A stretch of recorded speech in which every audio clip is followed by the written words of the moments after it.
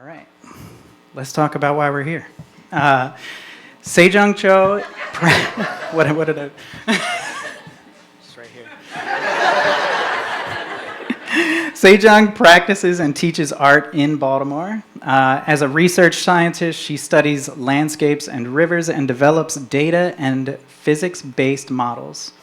When Sejong immigrated to the U.S. as a teenager, she gave up painting and a career in the arts with a belief that the American dream would be more attainable through a STEM education. She changed her major from fine arts to civil engineering and went on to complete her undergraduate degree at Northwestern University and two master's degrees in environmental science and engineering at Hopkins. I feel so killing it. She started painting again while pursuing a doctorate in environmental engineering and policy analysis at Hopkins. The act of painting guided her toward the completion of her STEM education. She discovered that painting taught her to recognize the incremental nature of progress and cultivated faith in her creative capacity. You guys can read more of Sejong's bio on our website, but now please give a warm welcome to Sejong.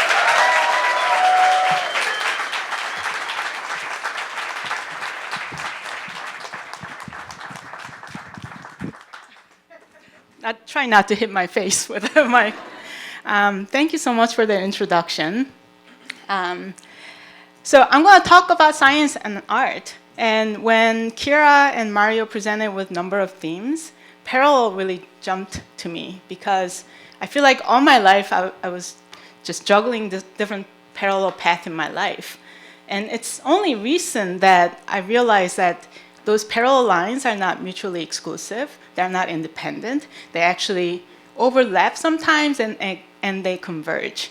And I realized when in that convergence of parallel lines, the multiple passions in my life is where I find surge of sense of curiosity and also drive for creativity. So I thought it's appropriate that I talk about how I navigated my life and try to understand different passions and leverage them and to come to this point in my life. So yeah. I do want to thank CreativeMornings for that amazing photo shoot, because I often don't know what to do with my hands or my face. And Sean, who's a photographer, came to my studio. Yeah, Sean Champion. And you know, she told me to relax, put my hand and lift my chin, and voila, I had a really great photo. Yeah, okay. And this is actually one of my paintings, and I thought it kind of illustrates those parallel lines converging. So I'm like trying to find all these themes that's related to parallel.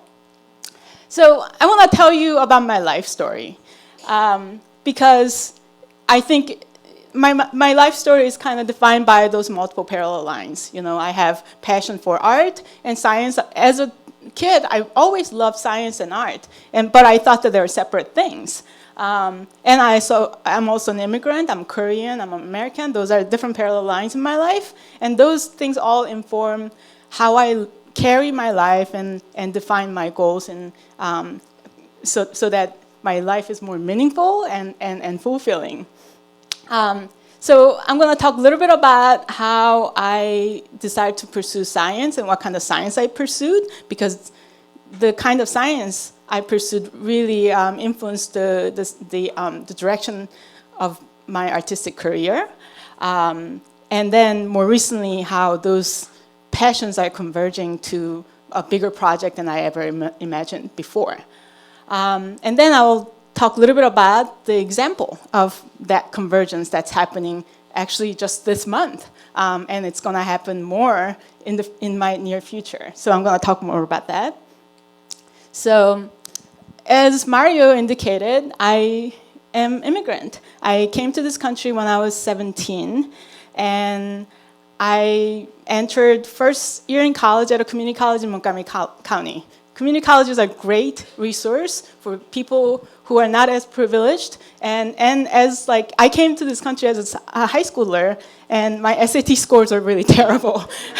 I couldn't get into all these dream schools that I had because I moved to this country with really big dreams. I wanted to become somebody and contribute to our humanity in a way, that's more meaningful than just living my selfish life. So I decided that, after taking painting 1 and 2, drawing 1 and 2, in my first year in college, I also took physics 1 and 2 and calculus 1 and 2.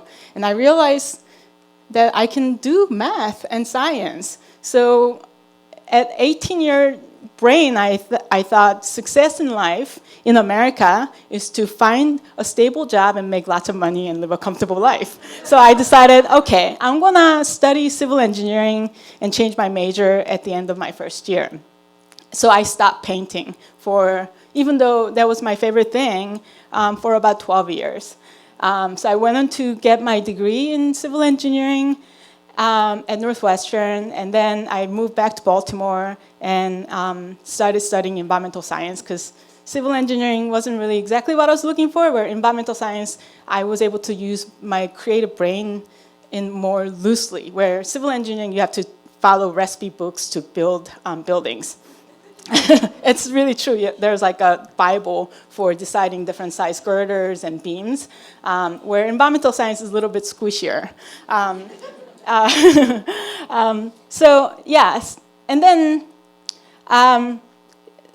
while I was pursuing my PhD, I felt like, it was my 3rd year into my PhD, and I felt like a failure because I hadn't published any papers, and I was developing a computer simulation models that it was just at the beginning, and I was learning how to code. So I feel like I hadn't gotten anything done while my peers were publishing papers and graduating. So I started having real doubts, like, did I make the wrong choice when I was first year in college? Maybe I should have just studied art, because I feel like an artist trying to be a scientist, it's like classic imposter syndrome. So that's when I started painting. So that's the story I'm going to tell you, because I think that rediscovery really fueled my pursuit of science, but also finding my own unique way of pursuing artistic career. So this part of the talk, I'm going to talk a little bit about Earth, some geologic history, and the environmental issues that we're facing, mainly water pollution. So my research was set in South Central Minnesota, the greater Midwest. Minnesota, anybody from Minnesota? Yeah. So the landscape is flat, right? And there's a reason for this. And because landscape is flat, it's really ideal for growing row crops because you can move large agricultural equipment really easily and really industrialize agriculture in a really ready way. So this is where I did my research. And even though you've never been to Minnesota, you've flown over and seen from the aerial perspective, this flat landscape. It's pretty amazing. But I'll tell you why it looks like this. But before I get to that, so this is where we grow most of corn and soybean, and American Midwest produce enormous amount of food crop that goes all over the world, but not without negative consequences. Industrialization of the agriculture and utilization of this landscape has caused water pollution. And you all heard about Muddy Mississippi River. Muddy Mississippi River begins in Minnesota. Actually, Minnesota River is muddy one. Mississippi River, when it begins in the middle of Minnesota, it's actually clear. But at the confluence of Mississippi and Minnesota River, you can actually see the chocolate milk that is Minnesota River that drains all this landscape that's growing corn and soybean, and that's the beginning of Muddy Mississippi River. And of course, Mississippi River flows down all the way down to Gulf of Mexico, and it drains all these agricultural states along the way and creates some pretty serious problem in Gulf of Mexico with too much nutrient, algae bloom, and lack of oxygen really creates fatal environment for lots of organisms that rely on water. So this is a story of America, but also it exemplifies human relationship with the landscape too. So this is a study site where I did my PhD. It's called Greater Blue Earth River Basin. It's probably looked like Blue Earth when the Europeans first got there, but it's now, we call it kind of lovingly beating muddy heart of Mississippi, because this is a watershed that contributes the most mud to Minnesota River, which flows in this little kink here, and Mississippi River begins here, and just south of this Twin City, that's where the rivers converge. So I said the landscape is flat, and that has something to do with glacial history.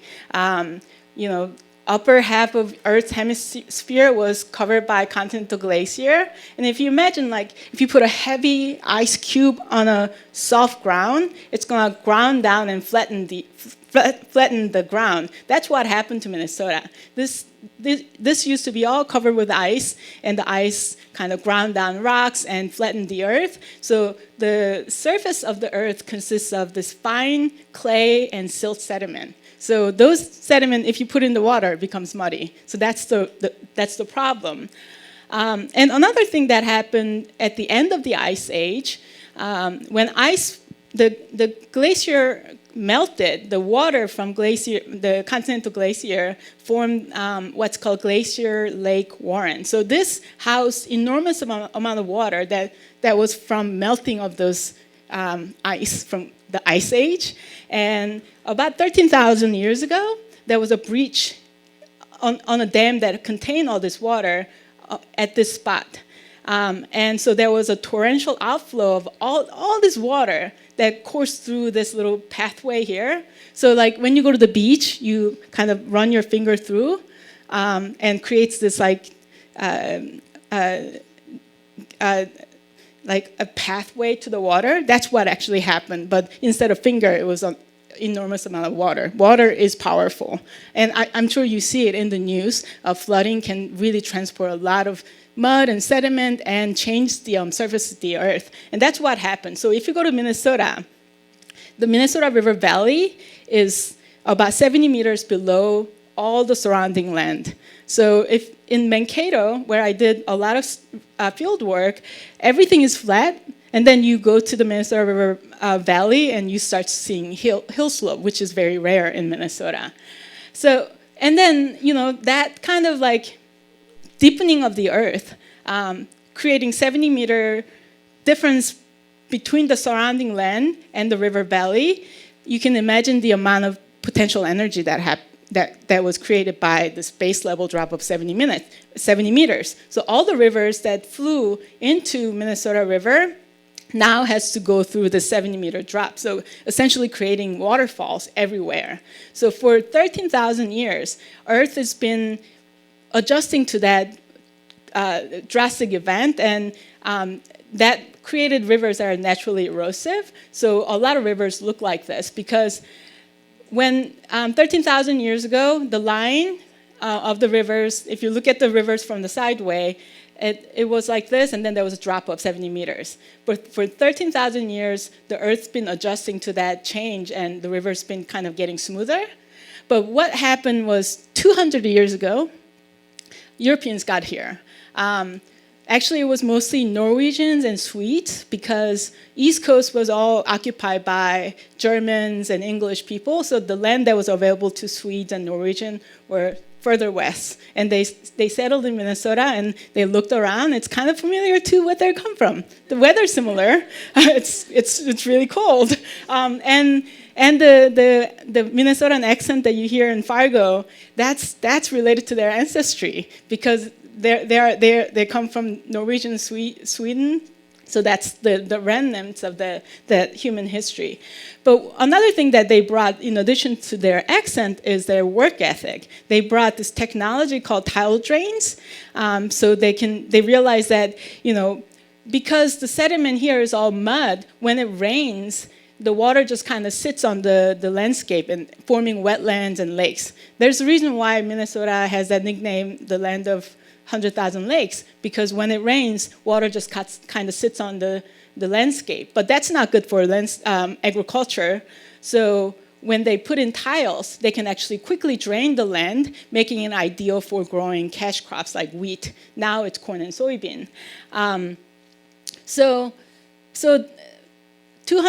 Starting 200 years ago, humans started really modifying the landscape and speeding up this natural process of adjusting to the base level drop, meaning that the rivers has become a lot more erosive. A lot of rivers look like this, and whenever the water rises for storm events, all the sediment just like clumps into the river and making the water really muddy. So that was my research topic. How do we deal with this water pollution that's caused by not this like erosion from the agricultural field, but humans accelerating the natural process? How do you solve a problem like that? So that was essentially my research project.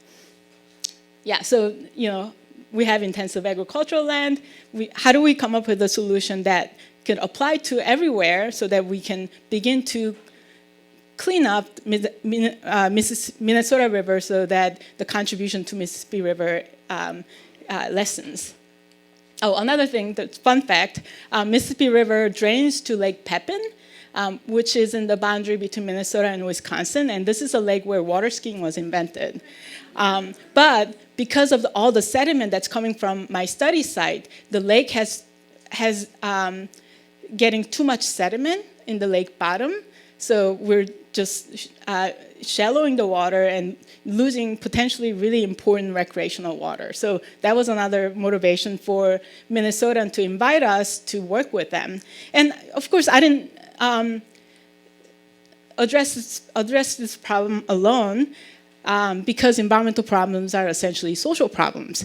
Scientists can come up with understanding of natural processes and solution all day, but if people don't take in that recommendation, turn into policy and implement in the landscape, we're not going to see an improvement in water quality. So we decided that this project requires collaboration with stakeholders like farmers, there's older farmers, and the local regulatory agency members. So we work together to think about, not only the natural processes that relates to water pollution, but let's think about the human dimension too, because those farmers really rely on agricultural actions for their livelihood. We cannot just tell them to stop growing crops. That's irresponsible in multiple ways. So we decided to work with them so that we gain an understanding as scientists what societal dimension we also consider in coming up with solution for water pollution. So this is just a picture of one of the stakeholder meetings that we held. I went to Minnesota in the middle of the summer and in the middle of the winter, because that's when farmers had downtime. And going to Minnesota in January, man, that was really an experience that I never thought that, it's the kind of cold you go outside and it doesn't register. And then 5 minutes into outside, I'm like, oh my God, I need more layers. Yeah. But yeah, thankfully, the stakeholders, farmers, were willing to work with us because they do care about their economic gains from agricultural development, but they are stewards of the landscape. They think about their grandchildren who are inheriting the landscape. So they were really open towards scientists, which was really great because sometimes scientists are not as welcome. So in a way, maybe Minnesota was a really good case study because Minnesota nice. And they had open mind, but they also care about clean water. So that was a really great place to study and learn from. So a little bit of science things. So through the stakeholder engagement, I developed a number of computer simulation models, taking in multiple different environmental data, like climatic data, soil data, water quality data. So one of the first model that I developed is called TOPOFilter, stands for Topographic Filtering Model.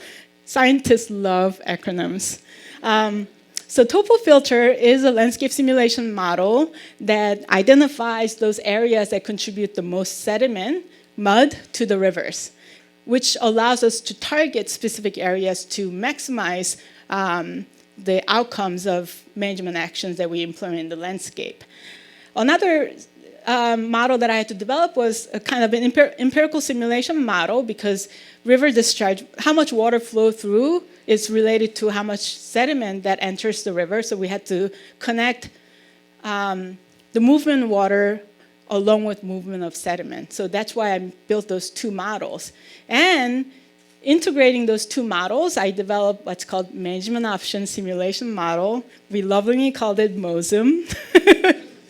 So MOSM is a spatially explicit model that allows users, our farmer collaborators and the regulatory agency members, to say where in the landscape they want to put in what kinds of management options at how much spatial extent, and translate that information into reduction in sediment in the rivers and how much it costs. So really explicitly demonstrating the trade-off between the investment that you put in the landscape and the return on that investment in the form of water quality improvement. So this is a kind of simulation model they can use to compare and contrast different landscape management scenarios so that they can make informed decision that takes into account of economic constraints, how much it costs, but also the need for improving water quality. So that was my PhD. And the reason why I wanted to tell you all this is because I happened to pursue a science that had a purpose. There are science that's really driven by curiosity alone to understand natural processes, but the kind of science that I pursued was, how do I apply that science to solve an actual problem that we're facing? Water is life. If we have too much pollution in all of our river systems, we're going to suffer. So that's one of the examples of some of the scientists. And I happen to be a federal scientist. I work at now U.S. Geological Survey, and I continue to do this work because it's important to protect our natural resources like air and water. So pursuing a science with purpose also informed the kind of art career that I am kind of developing from scratch, because I didn't go to art school, so I'm just kind of doing what I want. I have no constraints about how I pursue my art, and I'm just kind of defining the way I'm doing it, and it's really fun. At times it's kind of paralyzing because I don't know which direction to go, but I think science that I'm doing has really informed what I'm doing. For example, these are paintings that I made while I was doing this research. And at the time when I was doing my research and painting, I thought painting was something that I'm doing as a therapy. It's something that's very different than science, so it gives my brain a different way to look at the world. Didn't really even though it was pretty apparent, the painting I was making was really similar to the landscape I was pursuing, but at the time I was like, no, science and art are separate. So this is a painting I call agricultural landscape, and you can see the ditches that drain the landscape. There are different areas growing different crops. Although I made these paintings in response to Georgia Keefe, her experience looking out the window on an airplane, landscape abstracted in tapestry of colors. So I'm ooh, tapestry of colors. So this is my tapestry of colors. But yeah, so that's one example. This is a synthetic island in Netherlands where people dump toxic soil. So a way to dispose toxic soil. But it's kind of beautiful in a way. I just wanted to kind of invite the audience, and then they read the description ooh, toxic waste. And this is another, water is so essential to my paintings. So this is painting of a natural gravity dam, because this is one way humans control water resources, by pulling it into the synthetic reservoir that's created by a dam, so we have access to water all the time. Of course, now we're removing dams in the United States because fishes don't know how to use letters. So there's this like, humans have created this like disconnect, ecologic disconnect. But a lot of them are created for harnessing hydroelectric energy because, again, this is the potential energy that I talked about before. Water has to flow over like 70 meters, turn that potential energy into kinetic energy, and then we have energy. Okay, so that was my PhD, but now I'm going to talk about how this painting that I thought was such a separate thing that my pursuit in science is converging, which happened, the realization happened in my postdoctoral fellowship that I got at University of Maryland, where I start to actively think about role of art in humans' perception of environmental issues. And that was perfect because the place where I did my postdoctoral research was at a place called the National Social Environmental Synthesis Center, SSINC. Again, but this is a research center really taking the idea that environmental problems are essentially social problems into a research design.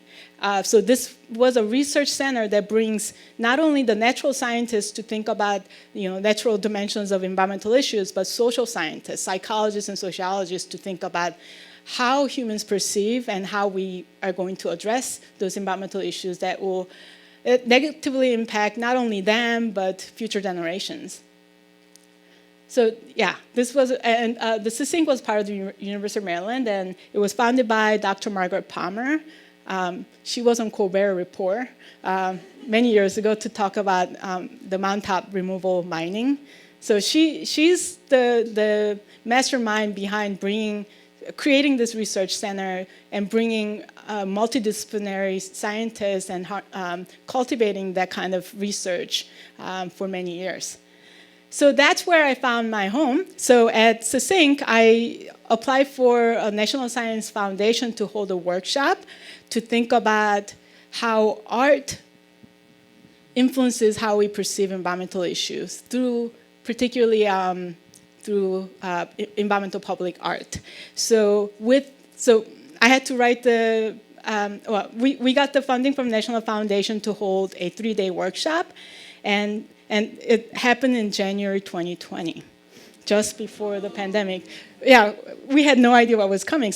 But we were lucky enough. We had scientists and artists from all over the world to participate in this workshop in the early part of January. So we invited artists, social scientists, and biophysical scientists. We wanted to have as broad a representation of all these different dimensions of academic discipline to think about this issue. So we had an artist from Australia, psychologist from Stanford, sociologist from the University of Arizona, like pretty much everywhere.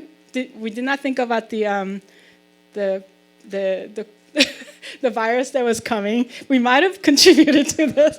But anyway, we had a 3-day workshop, really to learn from each other, because sociologists and psychologists sometimes say the same word, but we mean different things. So we spent that 3 days really learning from each other on how we interpret the world and come up with the solutions for the problems.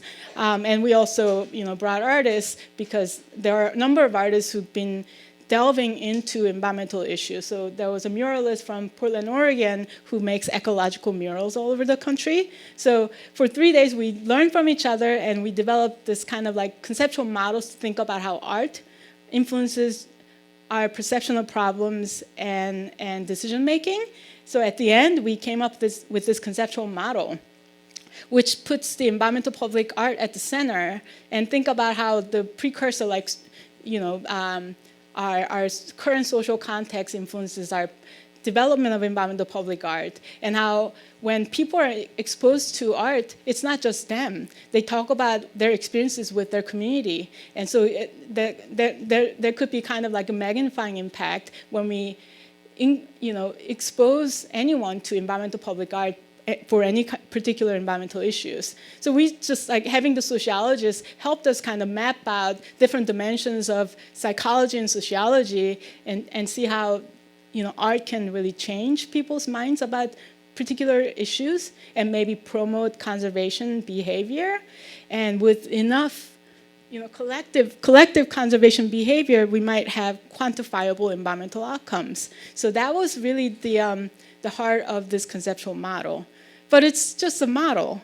And now I'm at a point in my career that I want to test this out.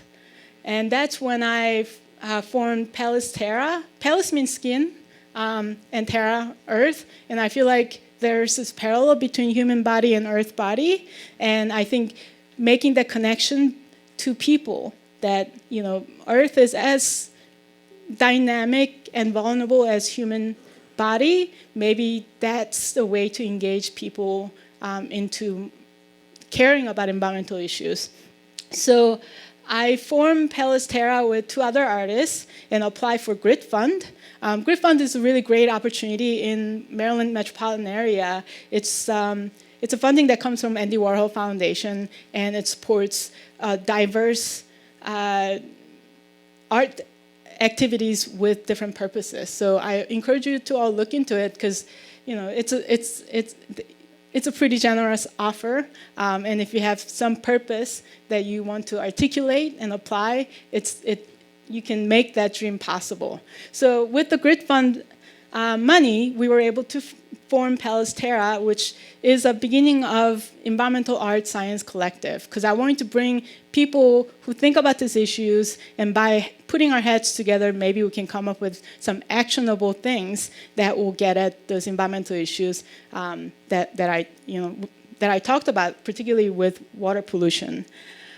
So one other partner of Pallas Terra is Jana McCone, and I started talking with her because she's a photographer, and she's making these beautiful photographs of plantation farms, because she wanted to make what's apparently invisible visible, because the environment, the landscape that we see has all this embedded human and natural histories.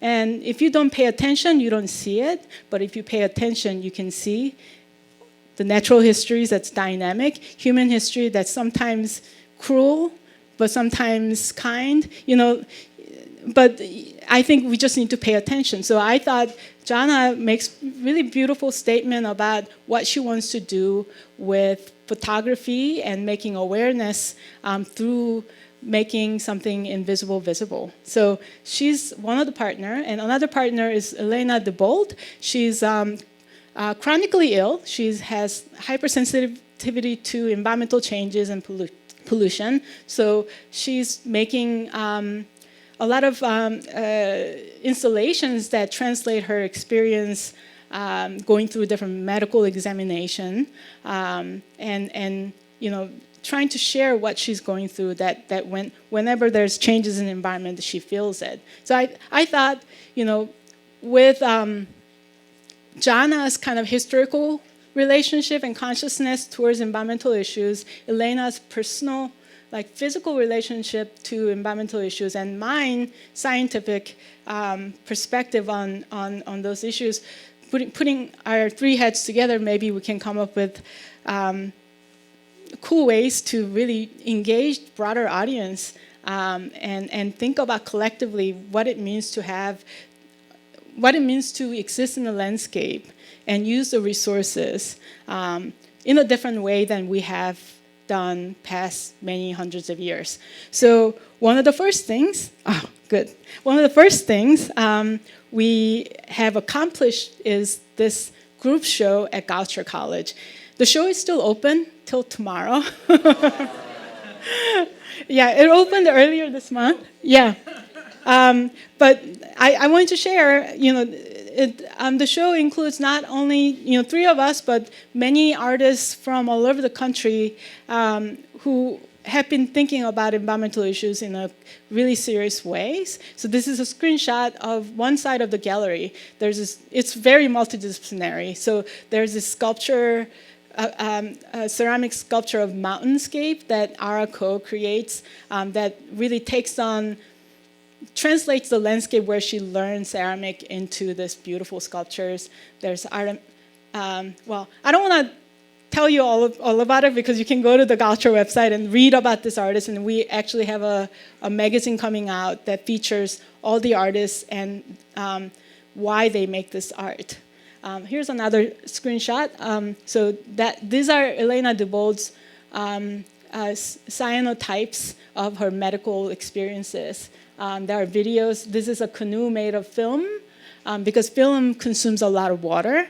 And the artist also collected water from different streams of Chesapeake Bay, just really to translate water into a very different form and engage the audience in a different way than scientists might. Scientists can tell you about hydrologic processes and transport and flux of different pollutants, but this is all just mumbo jumbo. Where what I just said turns into like artwork, it brings people forward instead of pushing them away. And I think there's a real way science and art can collaborate to really address this awesome problem that humanity is facing, because without clean water, we're not going to have good life. There's another screenshot of the show. So if you have time, please check the show out, because it's a really beautiful show. So that's it. This is my last slide. Today I just talked about those two parallel lines, but I know all of you have different parallel lines that define who you are. And I just want to say, you don't have to give up one, because they're all related. And I think there's ways to kind of create your own unique path to life instead of following the template that was built by people who came before you. Because I feel like our education system really focused on creating experts, and in the expense of having a very narrow view of the world. And I think world can be so much brighter and beautiful if you can see it from multiple perspectives. And harnessing and acknowledging those multiple parallel lines will help you to see the world through that multiple perspective. That's it. Thank you. Yeah.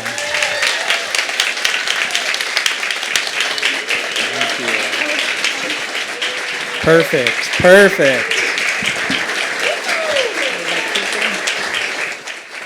They love you.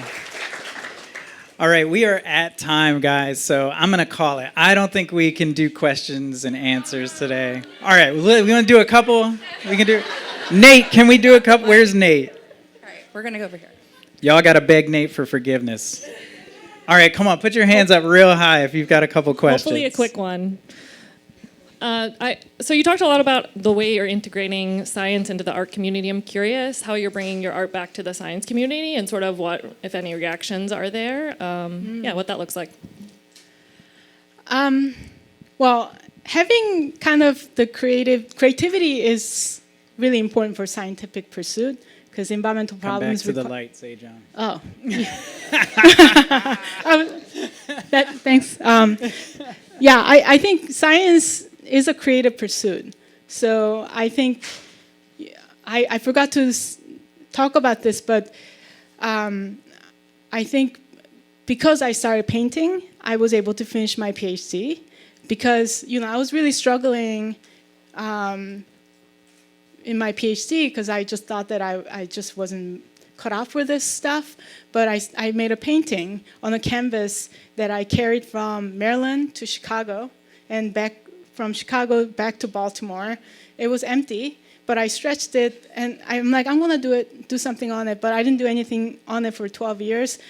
But then when I was struggling with my PhD, I made a painting on it from a collage that I made. I didn't paint, but I kept a journal where I poured all my angst, and like there's some really dramatic essays I wrote on this book. But I also made collages. So I made a painting out of a collage, and it felt really good to finish that painting and got that sense of completion. But what the important thing that painting taught me was that when I start painting, even to this day, it looked like shit. But you have to believe in yourself that you are capable of turning the shit into gold.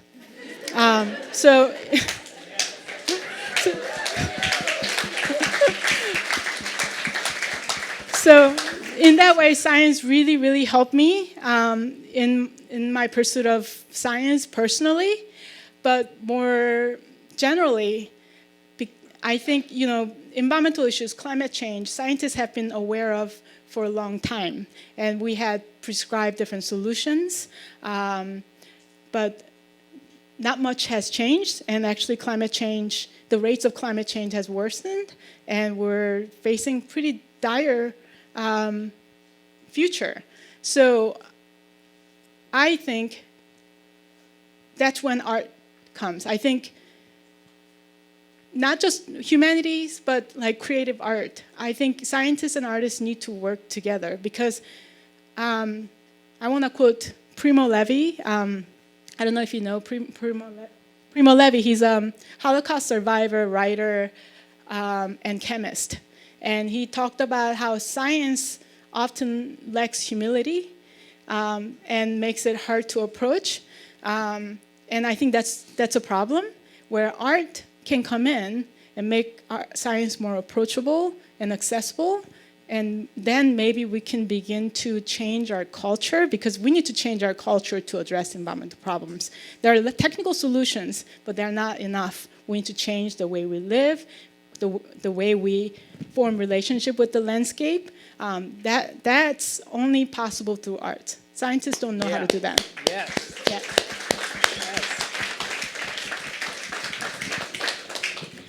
Hands up high. Do we got anybody? Any other questions?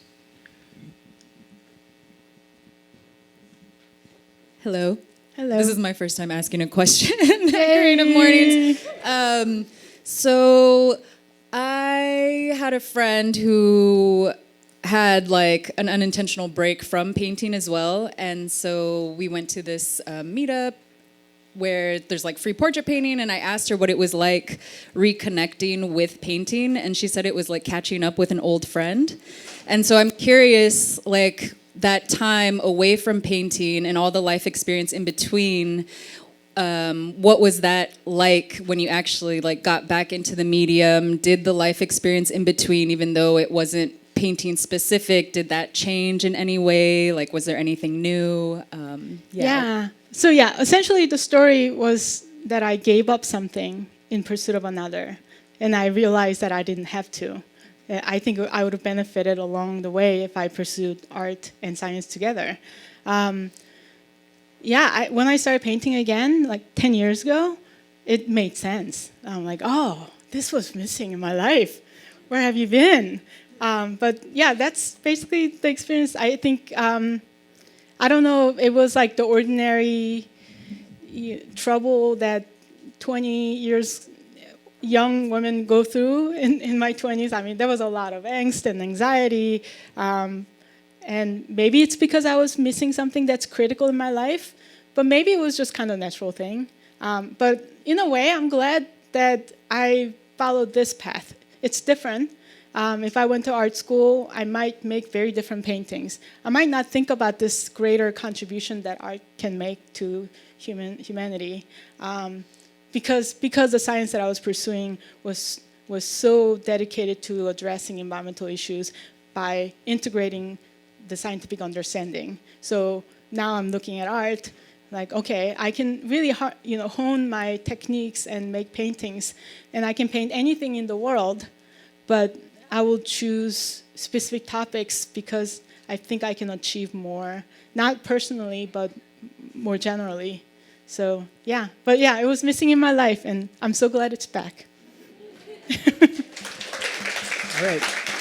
Let's take one more. Do we have one more question? Anybody put your arms up real high? Yes. Well, one, succinct sounds so amazing. Like what you're doing is brilliant. The whole time I was thinking about it is just like some of my world travels and how the war has always been in the water wherever we go. And we're so privileged where we are. And so I think about the sound whenever I was talking, when you were speaking. I was wondering if you incorporated sound artists in any of your works. I would love to hear these stories be told at the same time while listening to some type of soundscape or some type of experience, or maybe like you all's experiences emoted through that creative's works. I'm thinking about it. yeah, I do think about presenting my paintings in a more exciting way instead of just like putting the paintings on the wall. I like to make installation. Actually, my husband's here. He's a musician. We collaborated in a couple of shows where he created soundscapes. I also have this idea of creating this sound booth with nature sound, but I haven't gotten the funding for it yet. I've applied, and I have a pretty elaborate proposal for it. But yeah, that's definitely in my horizon. I think it's another way to really engage the audience in a more wholesome way, more comprehensive way than just like one or two senses. So yeah, definitely a good suggestion, and that reminds me that I need to pursue that a little further. But the culture show, there are sound elements to that show too, with a video. All right, everybody, let's thank Sejong one last time. Thank you.